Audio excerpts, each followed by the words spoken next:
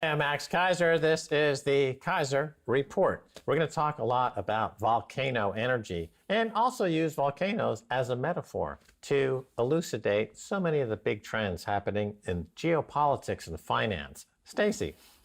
Well, the volcanic eruption is happening in the mind shift that is happening. And the mind shift that is underway is showing us the difference between good money and bad money. So the good money is Bitcoin, and we're seeing that change the mindsets of the people who adopt it, like El Salvador and like all the other Latin American countries now that want to also adopt Bitcoin.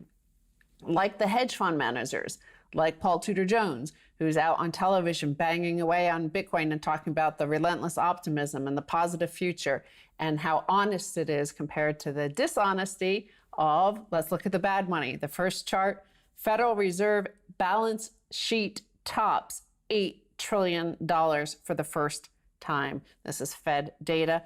And this is the sort of thing that Paul Tudor Jones is going on to the mainstream financial press to talk about, as that it's not honest and he's afraid of it. The volcanic eruption of inflation, you might say. Good money managers speak with a great deal of concision because it helps execution, doing trades, talking with traders. You need to get your point across quick, get orders in fast. So Paul Tudor Jones speaks with syntax that is compressed. And he said something very simple and yet speaks volumes. He said, look, the Fed isn't doing anything about these rising prices. Full stop. Yeah. Okay. So that he's just saying very clearly that the Fed causes inflation. The Fed's not going to stop inflation. And he's scared into safe havens, principally Bitcoin. When you listen to the Fed talk, they don't even talk about inflation. In fact, they only talk about deflation. It's absolutely doublespeak, 1984, George Orwell nonsense from these central banks. And for professional money managers, they're like, okay, I'm checking out of this game. It's rigged too badly. I've never seen it rigged this bad. And the only asset that makes any sense is Bitcoin. The Fed's balance sheet is now $8 trillion. And then let's look at this question that this guy is asking here. Well, the focus will be on job openings in JOLTS, which is an index of, labor trends. As always, the more interesting stuff elsewhere. In this case, quits. Never seen anything like this before. Why and why now, asks Jeffrey P. Snyder. This is JOLTS data, it's jobs data and the labor market trends. And what the trend is showing is a huge surge in people quitting their jobs. A lot of it, the headlines in the financial press are about the corporations are starting to reopen their offices and people don't want to work anymore. They like staying at home instead. So they're just quitting their jobs. That's one factor of many. So if the measure of your monetary unit is elastic and is ever expanding, then the people who are taking that for work are revolting by not going to work. If you're trying to build a house or something like that, you would use a ruler or a tape measure, and everybody working on that house understands that 12 inches equals a foot. But here in the Fed, they're trying to say, we're going to build an economy. In our definition of the building block of that economy, money, nobody knows has the same definition. Every single member of the Federal Open Market Committee has a completely different definition of money. They have a different definition of what the money supply should be. They have a different definition of what the purpose of the Fed is. And the result is they just print by the trillions and then hope things go in the right direction. There's no policy other than hope. And so the average worker is saying, wait a minute, how about if you just send me the money, I'll stay home and wait until you guys figure it out. But I'm not going to go to the job for minimum wage if you're going to pay me double minimum wage to sit here and watch TV and eat donuts. Pretty much that's what's going on. Yeah, in terms of that balance sheet of $8 trillion, it looks volcanic. It could blow at any moment.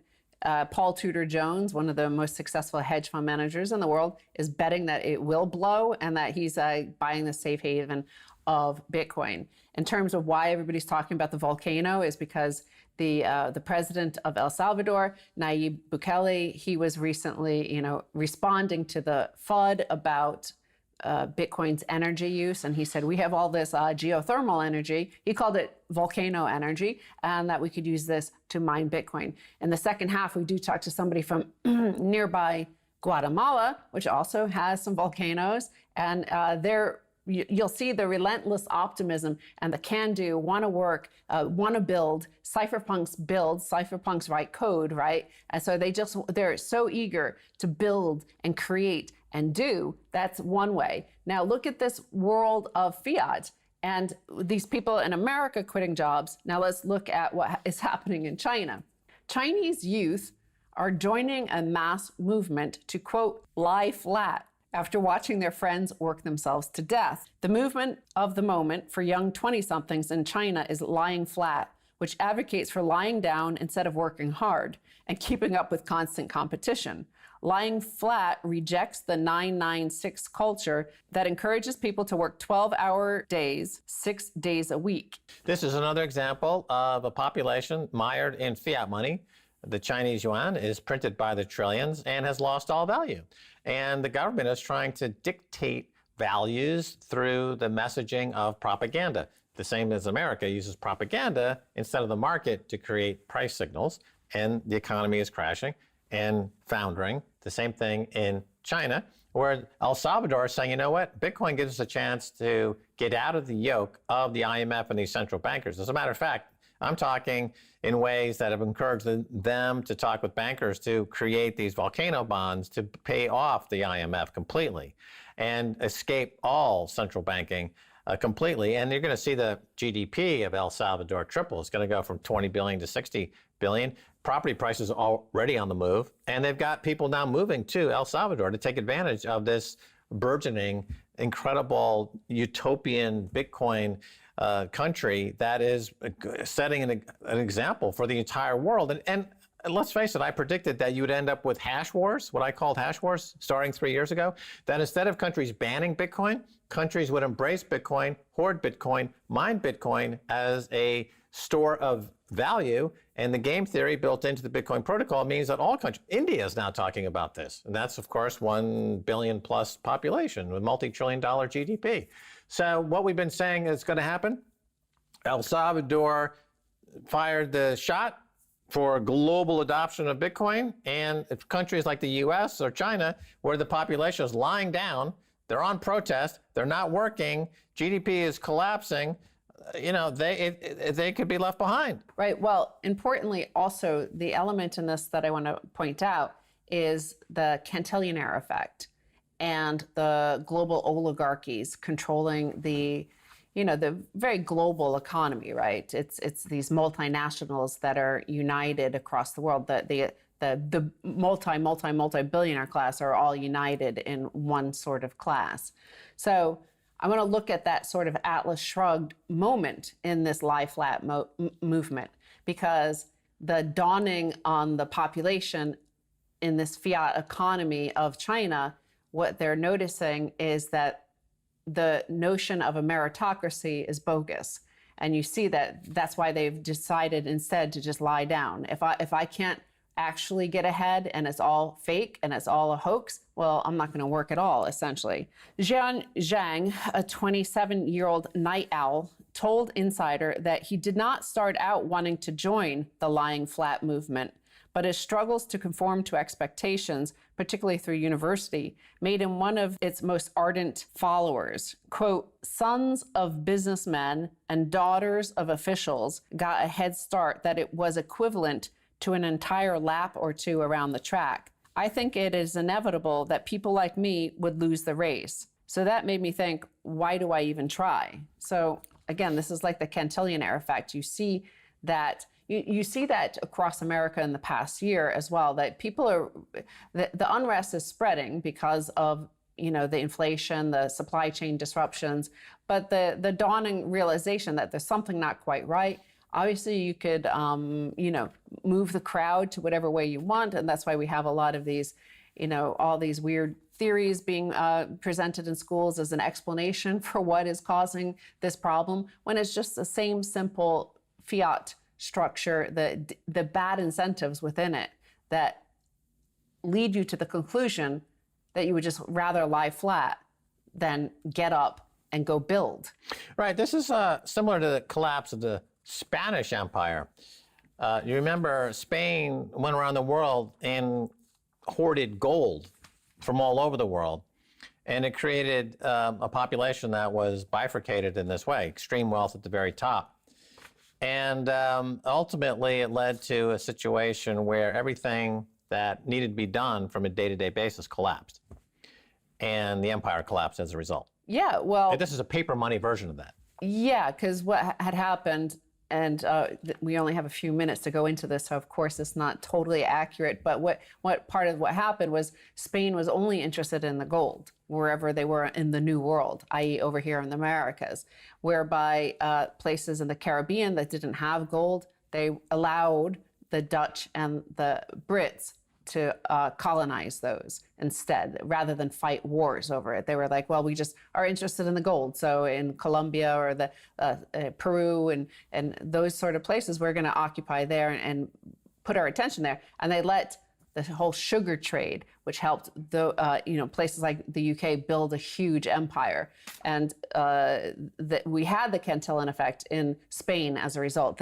Whenever they found a huge pot of gold, it would have huge inflation. Nobody wanted to work. Everybody had money. It was right. So it's lack of diversity, but in the version of paper money. So in the US, in the UK, around the world, in China, you have the people who are close to the paper money creators, the central banks. And that's all they're interested in asset prices zooming higher based on 0% loans and free money.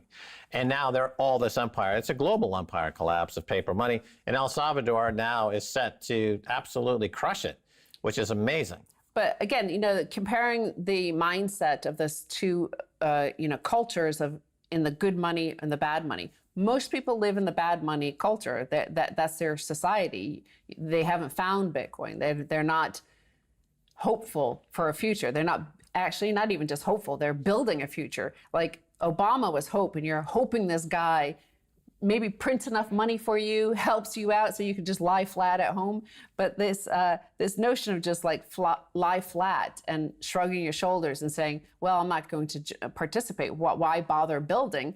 We don't know what we're missing with that, but it also kind of reminds me of that planking movement. Yeah, I was thinking there was something from a couple of years ago, before flossing and after Coney 2012, there was another strange thing, and now I remember. It was called planking. Yeah, so, I mean, these people are in the lying flat movement. They're seemingly like it's a culture. This is their thing. They're doing this, and they're just like not bothering to get out of bed. In America, we also, in America and Europe, we also had the supermodels who wouldn't get out of bed for $10,000, less than $10,000, and now you have these kids who won't get out of bed even for a cupcake. Right. The incentives are destroyed. Yes. And Bitcoin, the incentives are built in such a beautiful array, and with this Cartesian elegance, almost like the Sistine Chapel of money, that it just inspires people to change their behavior. Remember, you don't change Bitcoin, Bitcoin changes you. And it's changing El Salvador. It's changing the company MicroStrategy, helmed by Michael Saylor. It's changing Paul Tudor Jones. It changes almost everybody in the world except Peter Schiff. All right, we're going to take a break. And when we come back, much more coming your way.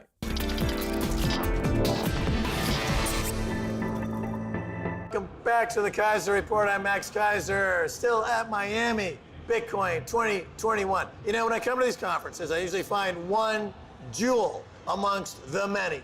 Someone comes to me and they start talking, and I listen, and I'm like, oh my God, something's happening. I would like to introduce you to Carliño. How are you? I'm doing great, Max. All right, from Guatemala, right next door to El Salvador. Yeah. And there's a huge story going on. I know there's a huge story going on because Jack Mallers is down there. He introduced an app for remittance, essentially, with Strike, and the place has gone crazy. What's happening? Tell us. You're there. What's going on? Well, it's a pleasure to be here. Yeah, we went down to see Jack and Mike Peterson at Bitcoin Beach last month. So stoked to help them grow what they're doing. And wanting to see everything that we can do to bring it to Guatemala next. My mission and our mission is to make Central America the first hyper-Bitcoinized region in the world. Right. Now, you were saying something earlier that really struck me, that, the Saudis have their oil, and the Swiss have their cheese. Okay, but you guys have people power. We've got our people. Our people are unfortunately been used by the fiat system for cheap labor, primarily in the United States. Over 20% of our GDP is remittances flow sent from the United States down to Central America. And we see that as our opportunity to win the Bitcoin race as a region. So over 20% of our GDP is being sent from the United States, 9% fees on average. That's 2% of our GDP right there being sucked out by Western Union. So we want to do everything we can to help Strike launch as fast as possible in Guatemala and the rest of Central America so that people at the bottom of the pyramid are no longer financing Western Union and the like. Right, and the pitch to people for Bitcoin in the region is very, very simple. You save money on those remittances, big money, and it adds up because Western Union and the other folks, they take a big cut. And at the end of the month, end of the year, you're going to be adding a lot of cash to that remittance of money. So the adoption immediately zoomed up to #1 in El Salvador in not only financial apps, I think it's the #1 app in the entire country. So I haven't seen the numbers yet, but they're doing phenomenal growth. And yeah, it's the use case, the most important use case for everyone on the street. Everyone has a family member that sends them money. So it's no longer, number go up. It's how do you save? Right. And no longer have to get on a bus and risk your life, full of cash on you to go send it to your family member. It's, on your phone, you can send your money instantly using what they built on the Lightning Network. If it wasn't for Lightning, we wouldn't be here. So big shout out to all the developers that are doing that. What we want to bring is the billions that can really take advantage of it. You mentioned on the phone, it's there, and of course it's unconfiscatable. And that's a big change for not only people in Central America, Latin America, but all over the world, all over Africa. We see this idea of property rights, private property rights, inviolable private property rights having a huge impact on people's lives. That message would seem to be very easy to sell in your country, yes? Yes. So, yeah, what we want to do is just talk to as many people about the fact that they can now send remittances to their family members without having to ask for permission. They can do it every day without having to pay minimal fees or whatever. And so what Bitcoin Beach has accomplished in El Zonte, Mike Peterson, they built that community that has been able to create a circular economy using the Lightning Network so that you should all go down to El Zonte as soon as you can to actually get off of the fiat standard. You can just pay everything, your pupusas, your coffee, whatever, all on Bitcoin. You don't have to touch the fiat. And what we want to do is help them grow so that it's no longer 6% of the country using it. It's 100% of the country using it. Do everything we can to help them, but learn from them and take what started with Bitcoin Beach, start Bitcoin Lake in Atitlan, Guatemala. Now, my friend and colleague, Peter McCormack, who's a podcaster and travels around the world, and he's been in the Central America, Latin America, just as recently as maybe 2 years ago. And he was commenting on that Bitcoin was not being used at that time. But it sounds like in a short 24 months, there's been a sea change. There's been a big change. Why? Just suddenly explosion of interest, or what happened? I think it's Lightning finally coming online and being usable. Peter was just down there. We were just with him in El Salvador and brought him over to Guatemala. And that's what we want Bitcoin to do, is to empower people to be able to get off fiat. And it's El Zonte in El Salvador. Bitcoin Beach has done it. And just that one town, it has now spread to the entire nation, to the point where politicians can no longer ignore this. They're having to explore adopting a Bitcoin standard and dropping fiat because of what's happening in Bitcoin Beach. So we want to do the same for Guatemala and Bitcoin Lake in Atitlan. 300,000 people living on the basin there with tons of family in the United States. How do we get them to save on their fees so that once they're transacting on Lightning, thanks to all the development that's happened, then they experience the number go up naturally. And so those that can save will start to save. Even now in Bitcoin Beach, you have people using the Lightning app, Bitcoin Beach, and then using Strike to actually trade off of dollars and Bitcoin when they feel like Bitcoin is a little hot, and then they want to come down. That you see kids in high school trading Bitcoin and buying the dip via Lightning. It's all Bitcoin as second layer. No other these other coins. I'm sure there are other folks that are trying to do some other things, but in El Zonte, it's Bitcoin only. Right, and it's Bitcoin Beach, not the one in LA, but the one in El Zonte, El Salvador. Right. Now, Jack Mahler's had him on the show years ago. He started watching the show. He was still, I think, in elementary school. I recently saw him in an Indy 500 car, half naked, with a porn star. What happened to Jack Mahler? I think he's one of the trailblazers that I hope will light the way for thousands and millions of entrepreneurs that realize Bitcoin is the way to build something that can really change the world and benefit thousands and thousands of people. So I'm looking for all the 20-year-olds or 15-year-olds that are in their apartment living with their parents or wherever, build on this. This is the way to go. Now, there is a second phase to your scheme. You have a vision, and tell us about that. Sure. So our mission is to hyper-Bitcoinize Central America. Remittance is our primary way to get into the masses. But in addition to that, we are using Bitcoin and developed an app that leverages the power of Bitcoin to be able to do real-time post-election audits on our voting system, starting in Guatemala, all open source, free to the world.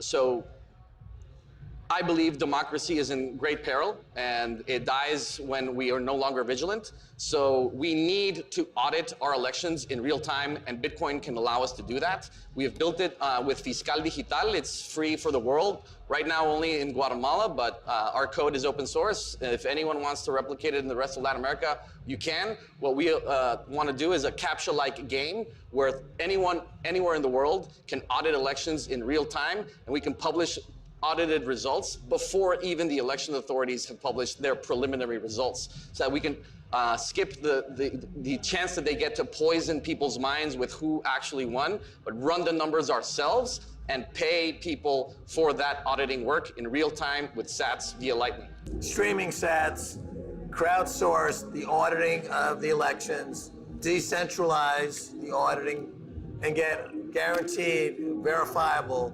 results. Can I ask you to do this for American elections? Because we need this very badly. It seems like our elections have become worse than anything that we have imagined in South America.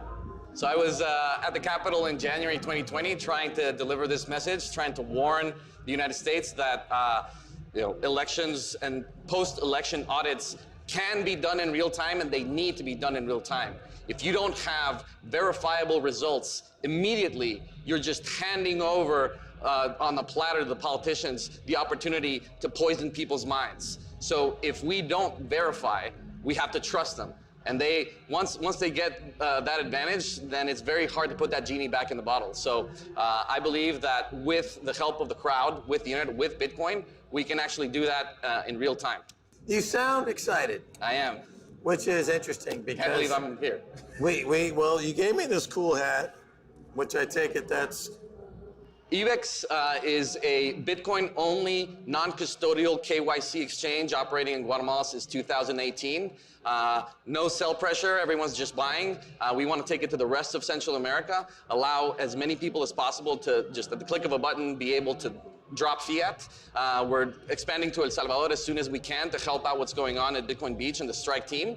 And yeah, we are also sponsoring and partnering with Duck Willow Farms, the leaders of Bitcoin Lake. Big shout out to Shad and Daniel, who are going to lead this effort to Bitcoinize Lake Atitlan. So Zonte, what happened at Bitcoin Beach, we're doing in Atitlan, starting in Sununa.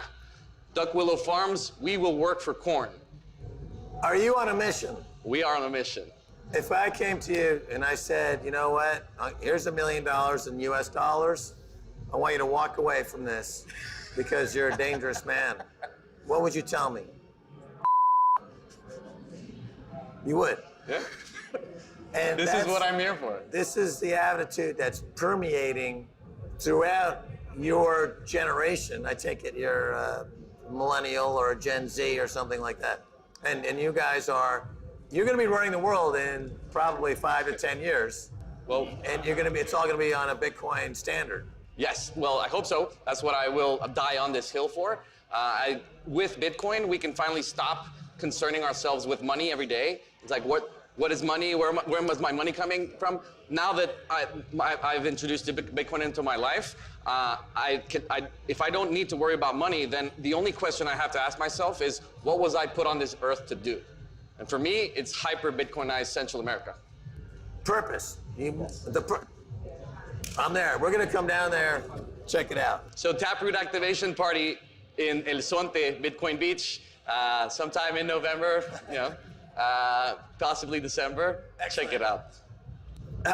Pronounce your name for the audience too, so they can hear. Carliño. Carliño. Thanks for Easy. being on Keiser Report. Thank you. All right, and that's going to do it for this edition of the Keiser Report with me, Max Keiser, and Stacy Herbert. I'd like to thank our guest, Carliño. Until next time, bye, y'all.